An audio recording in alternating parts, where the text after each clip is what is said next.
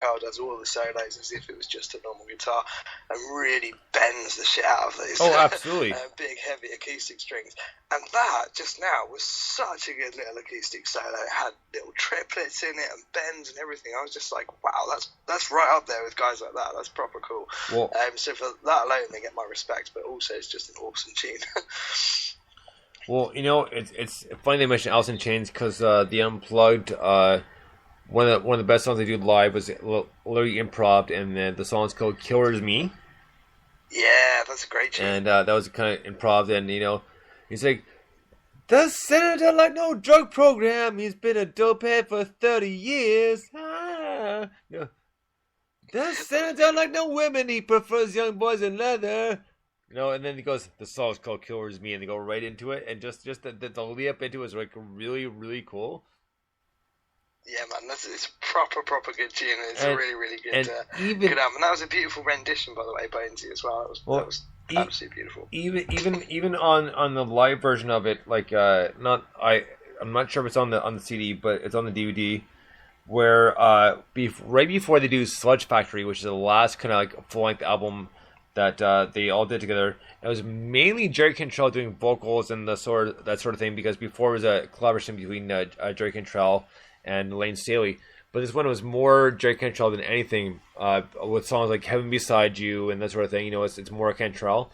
But and during the song "Sludge Factory," they start off, excuse me, and Lane Staley screws up because and he's like wait, start again, because. No, he's like I'll remember it later, but it just a little mess up. They started over again, and that's right before they did the breakdown. I was like, now we're gonna do an LL Cool J breakdown, and the Mike1inFive starts playing Enter Sandman on bass. Enter Sandman, right? Yeah. So it's just before that.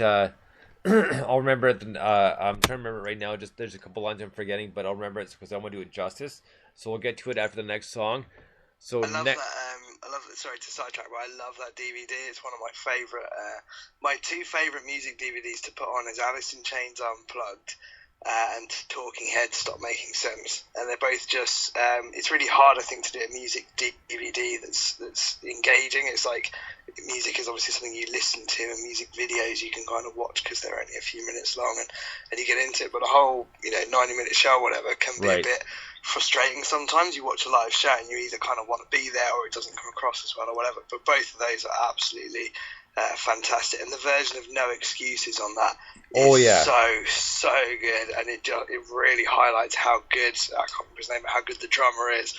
It's just outstanding, that whole thing. Kenny Starr. Yeah, that's it. Yeah. Kenny Starr. And like I say, it's just like, it's such a good DVD. Heaven Beside You, the version of that. Yeah, that's right. And another almost all Drake Cantrell again. And like I said, like it came down to all that happened is as Lane Staley started the second verse instead of the first verse when they started the song. No, you're invited to my home, you're forgiven this time. Eyes dilated, shaking. Bringing I'm high. It's like, oh crap, like wrong verse. Let's start again. Like. That's the one, man. That's the one. It's beautiful. I think if Alice in Chains ever fire their current singer, you should definitely audition. Yeah, right. But beautiful. Like I've said many times, one of my favorite tunes. I mean, and this is going through all the albums from their first EP to Facelift to Dirt, because the first EP was Sap, right? And the last song on that EP, it ain't right. It's such a great tune because it's such a collaboration of all the grunge quote unquote grunge gods except for Kurt Cobain, because the song included Chris Cornell as well. Yeah. And it just one of those things when I first listened to it, it's like, holy crap, like really, that's amazing, And just like Temple of the Dog, initially that was supposed to be all Soundgarden, but Soundgarden took in Pearl Jam to collaborate for Hunger Strike. Yeah, Temple of the Dog, wow. I could write you a thesis and talk for 5 hours about, grunge and Temple of the Dog and Green River and Mudhoney and everything. The one thing I will say is that my favourite Alice in Chains track is Rotten Apple, which is off of Jar of Flies, the first track on the Jar of Flies EP. And nice random fact, but apparently that was the first ever EP as opposed to an album to get to #1 on the Billboard charts. So even though it's only an EP with 7 tracks, it got to #1. That was the first time I believe that ever happened, which is a cool fact. Well, so there you go. Right on. Well, right before I get to our next tune, just one more thing about Alice in Chains is when you're listening to SAP, their first EP, listening to It Ain't Right, you know, and it's when you listen to it, when you hear it's like, and when Chris Cornell's like, because very high pitched, I can't hear his vocals, and I totally meant that, so I'm not even gonna attempt. But when it's like, it's hard to believe somebody tricked you, it ain't right, oh, it ain't right, and just all together, just Lane Staley, Jerry Cantrell, Chris Cornell, man, it just classic and just such gold chorus lining. It just they did such a good job together, and it's like wow, and I love this song. And that's what that really pulls you into the end of the CD. And at the very end, it's called they call it song called "Kiss the Midget." Yeah. So, but either way, like great tune and great collaborations and like very very smart. And the one more thing we'll get to our next song in just a second, I promise, is to remember the movie called Singles, and it was about 93. Yeah. It was when that album came out. That essentially was trying to encompass the grunge era, right? So they had Alice in Chains, they had Pearl Jam, they had Soundgarden, like all the big names in that movie, because they showed Alice in Chains playing live, and they played "It Ain't Right" from their album from Facelift, which is probably one of the best songs on the album. You know, it was when he said, it's just that tune is just so hard hitting, like very very strong. You know. No, it ain't like that anymore. And really, really effing heavy. Dun, dun, dun, dun, dun, dun, dun, dun. I know it is. You're so right, man. I think you should do a Facebook Live concert. You singing lines from grunge tunes. Oh man! Well, even the live part where they show like Eddie Vedder and someone else are watching a video, and Jeff Ammon from Pro Jam comes in and goes, "Hey Cliff, can you move your van while we're young?" As like a man, like that's Jeff Ammon's like big line in the movie, right? I mean, he's the bassist for Pearl Jam.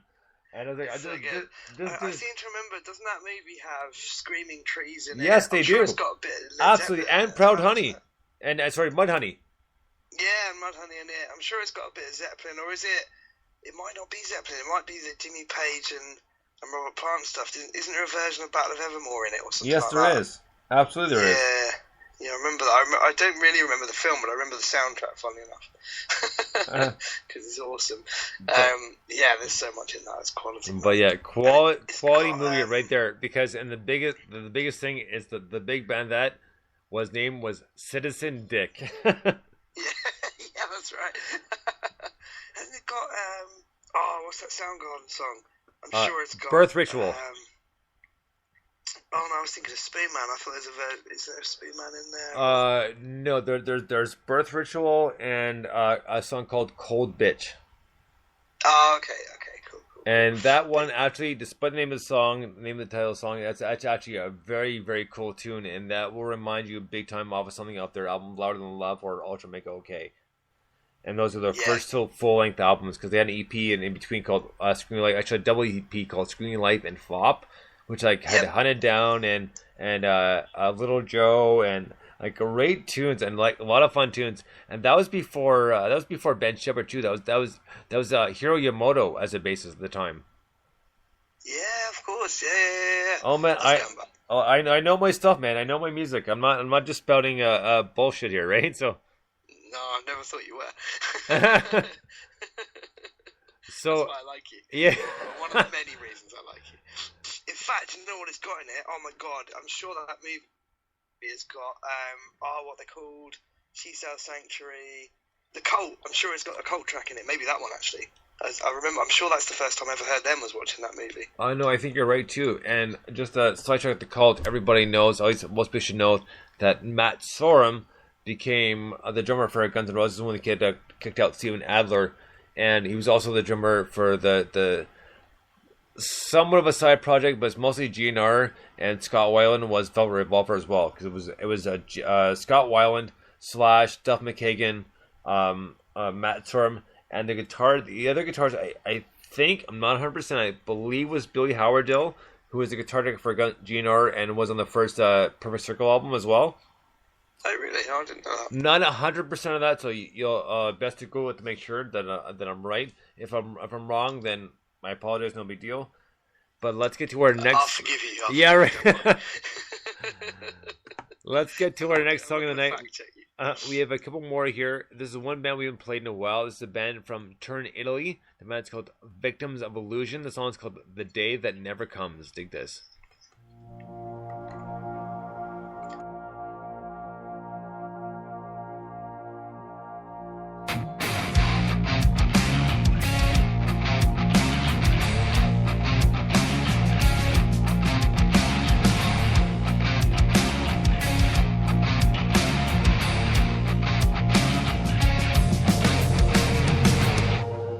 Lost in a screen at the TV, out of the window, mystical rain, unnecessary waiting for a stump, blue shadow cover me like a cage. I am waiting for the day,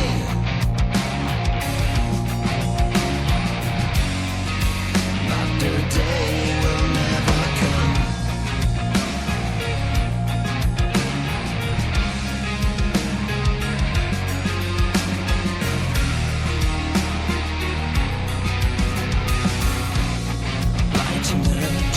Trying to prevail between the slits, invisible chain. Look at the sky, waiting for the new day. It will be better, is what you say. I am waiting for the day,